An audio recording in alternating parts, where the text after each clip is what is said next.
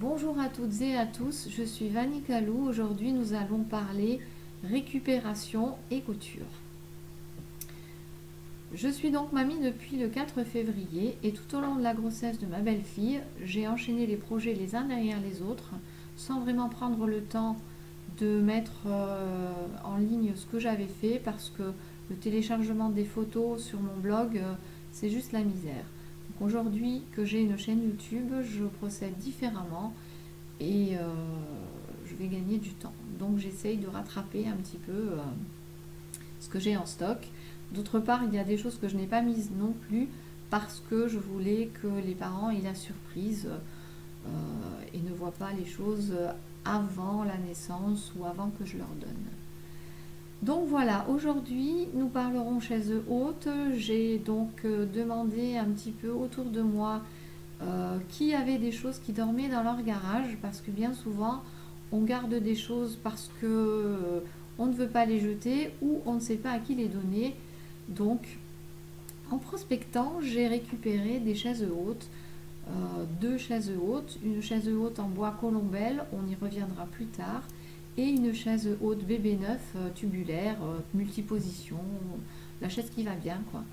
Sauf que la dame qui l'avait déjà a passé le coussin d'assise à la machine à laver et comme c'est du coton enduit, le coton enduit il n'a pas trop aimé.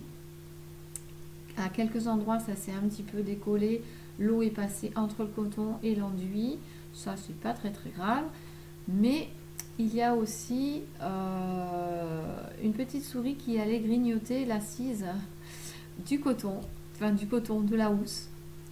Donc du coup j'ai décidé, parce que la chaise était vraiment en très très bon état, hormis ça, j'ai cherché à racheter un coussin d'assise. Et puis les normes, enfin c'est même pas que les normes ont changé, mais euh, la disposition du picot qui passe entre les jambes, moi elle est accrochée au plateau et dans les nouvelles chaises maintenant, elle est accrochée à la chaise, à l'assise. Donc plutôt que de me lancer dans des achats pas possibles, de ne pas être certaine au niveau détail des mesures, des dimensions, de devoir renvoyer, je me suis dit pourquoi pas, j'ai du tissu, allons-y, on essaye, et puis si ça marche pas, on verra.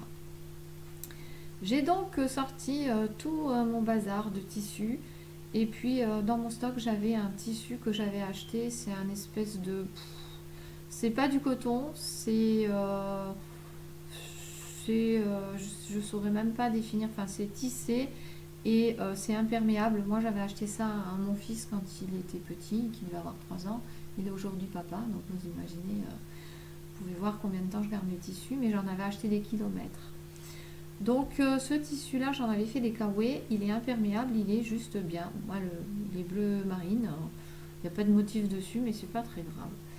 Et donc je me suis pris mon courage à deux mains et j'ai démonté mon coussin d'assise complètement. J'ai gardé comme il était et au lieu de tout enlever, j'ai simplement recouvert, j'ai gardé le dos, mais j'ai recouvert la partie qui était imperméabilisée de façon à pouvoir recouvrir tout simplement et puis à ce que ça fasse propre et à cacher, à reboucher le petit trou de la souris qui m'a pas laissé de petits sous. En même temps, j'avais pas laissé dedans. Bon. Donc au final, j'ai même fait mon biais. Vous allez voir ça sur les photos puisque j'avais pris pas mal de photos.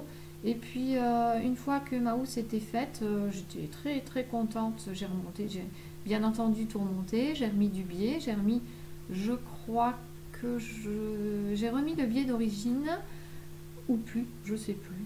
Si j'ai remis ce biais là ou si j'ai fait du biais pour les housses. Parce que du coup, comme c'est imperméable et que je trouvais que ça pouvait peut-être glisser un peu, et puis qu'en été, on pouvait peut-être un peu transpirer, même si on ne reste pas 4 jours dans une chaise haute. Le côté imperméable, le côté, il est très bien parce qu'un petit coup d'éponge, ça nettoie et c'est tout de suite propre. J'ai décidé de faire des housses lavables. Donc par-dessus ma, mon coussin d'assise, quand il était encore plat, non cousu sur les côtés. J'ai repris le gabarit et je me suis fait des housses qui sont lavables, enlevables. Et pour que celles-ci ne glissent pas, je les ai j'ai posé des pressions tout simplement dans mon coussin d'assise, le côté mâle ou femelle dans une partie et l'autre côté sur la housse, de façon à ce que la housse et le coussin d'assise fassent un seul et que celui-ci ne glisse pas. Et puis voilà, c'est pressionné à deux endroits. Vous allez voir, je le montre très bien sur les photos. Donc ça pourra peut-être vous donner des idées si vous avez des soucis avec vos chaises hautes, avec vos coussins d'assises. Pourquoi aller acheter alors que avec des choses qu'on a à la maison on peut rien bien faire. Moi j'ai utilisé des morceaux de tissu qui me restaient, souvent c'était des chutes assez grandes quand même, mais qui venaient d'autres projets, ou alors du tissu un jour qui m'avait tapé à l'œil et puis qui dormait là depuis des années, et hop, ça a été l'occasion de le ressortir. J'ai aussi au niveau du pied de mon coussin, au niveau des pieds, il y avait un morceau de mousse qui n'avait plus de forme. Tout simplement j'ai fait un sandwich avec de la ouatine. J'ai mis ma mousse dans la ouatine, j'ai installé tout ça à l'intérieur et j'ai repiqué en prenant bien soin de prendre ma ouatine dans ma couture, et le tour est joué. Et franchement vous allez voir que le résultat il est impeccable, hormis le fait que ce soit bleu marine, chose qu'on ne voit pas trop parce qu'on met la housse dessus, et les housses bien entendu je les ai faites colorées, j'en ai fait 3 il me semble. Voilà. Bon j'ai écouté, avec tout ça je pense que je vous ai tout dit. Ma vidéo elle fait presque 8 minutes, donc je vais arrêter là.